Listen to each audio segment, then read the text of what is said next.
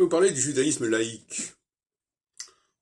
J'ai participé à une époque à cette mouvance, dans les années 90, où j'ai occupé un certain nombre de postes communautaires. Et je crois qu'il y a un malentendu à ce sujet. Parce que le judaïsme ne se situe pas simplement au niveau des croyances religieuses traditionnelles. J'entends par là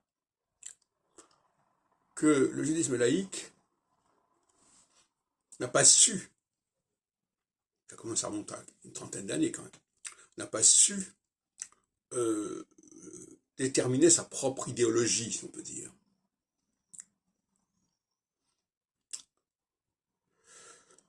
C'est-à-dire celle d'une religion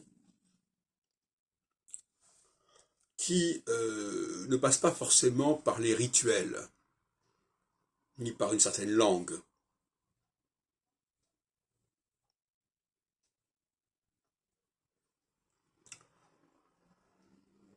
Autrement dit, on n'échappe pas au judaïsme, en fait, du moment qu'on est juif.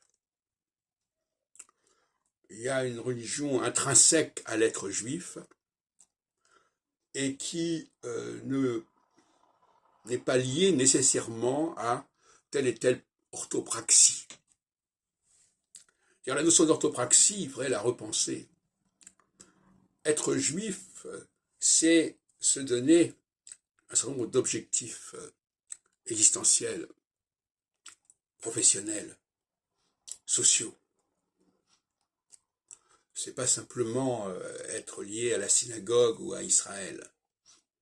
D'ailleurs, en 1978, j'avais créé le Centre d'études et de recherche sur l'identité juive où on remettait en question les modèles dominants.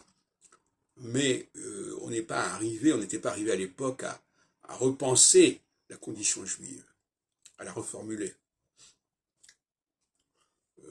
À telle enseigne que souvent, les gens revenaient vers la pratique, ne serait-ce que pour la conversion d'un conjoint. Et donc, l'être juif, ce qui a d'ailleurs bien été, malheureusement, certains me diront, mais alors vous prenez les thèses de nazis, il n'y a pas toujours, tout n'est pas faux. L'être juif, il est extrêmement viscéral. Il n'est pas dépendant d'une appartenance religieuse ou nationale. Et ceux qui veulent s'en prendre aux juifs, soit s'en prendront effectivement à ce qu'on appelait par le biais de l'antijudaïsme à des croyances, à des pratiques, soit par le biais de l'antisémitisme à un combat social et même un combat racial.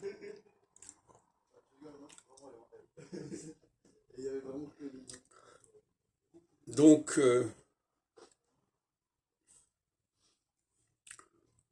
être juif, c'est forcément s'impliquer dans un destin collectif et en même temps